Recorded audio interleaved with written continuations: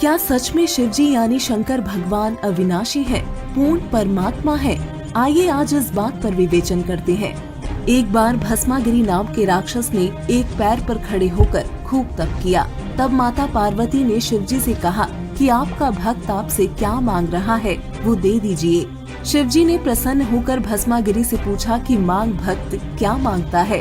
तब भस्मागिरी ने कहा कि मुझे आपके हाथ में मौजूद कड़ा चाहिए। उस कड़े की खासियत ये थी कि यदि वो कड़ा पहनकर किसी के सिर पर हाथ रखकर भस्म कह दिया जाए तो सामने वाला व्यक्ति तुरंत भस्म हो जाता था। शिवजी ने सोचा कि ये भक्ति करने वाला प्राणी जंगलों में रहता है, इसलिए जंगली जानवरों से बचने के लिए इस कड़े को मांग रहा होगा। शिवजी ने उसे वो कड़ा निकाल कर दे दिया। कड़ा पहनते ही भस्मागिरी बहुत जोर से हंसा तथा कहा कि हे शिव शंकर, सावधान, अब इस कड़े से मैं तुझे मारूंगा तथा तेरी पत्नी को अपनी पत्नी बनाऊंगा।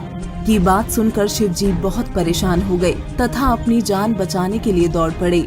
आगे आगे शिवजी, पीछे पीछे भस्मागिरी।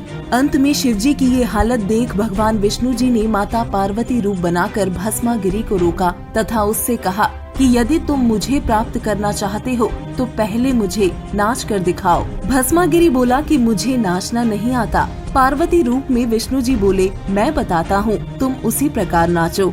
जैसे ही भस्मागिरी का हाथ उसके सर पर आ गया, तभी विष्णु जी ने कहा, भस्म हो जा। और भस्मागिरी उसी समय भस्म हो गया तथा उसके बाद उसका नाम भस्मासुर कहलाया। जब शिवजी को भस्मासुर के भस्म होने के बारे में बताया गया तो उन्हें यकीन नहीं हुआ। जब भस्मासुर की राख देख ली तब उन्हें शांति हुई। इससे स्पष्ट होता है कि शिवजी ना तो अंतर्यामी है, क्योंकि उन्हें ये पता ही नहीं था कि सामने वाला व्यक्ति किस उद्देश्य से तप कर रहा है, तथा ना ही अविनाशी परमात्मा है। यदि वो अविनाशी परमात्मा होते तो उन्हें भस्मासुर से भागने की आवश्यकता ही नहीं होती। आध्यात्म की ऐसी ही सत्य जानकारी के लिए चैनल को भी सब्सक्राइब करें। अधिक जानकारी के लिए डाउनलोड करें संत रामपाल जी महाराज ऐप व सब्सक्राइब करें संत रामपाल जी महाराज यूट्यूब चैनल।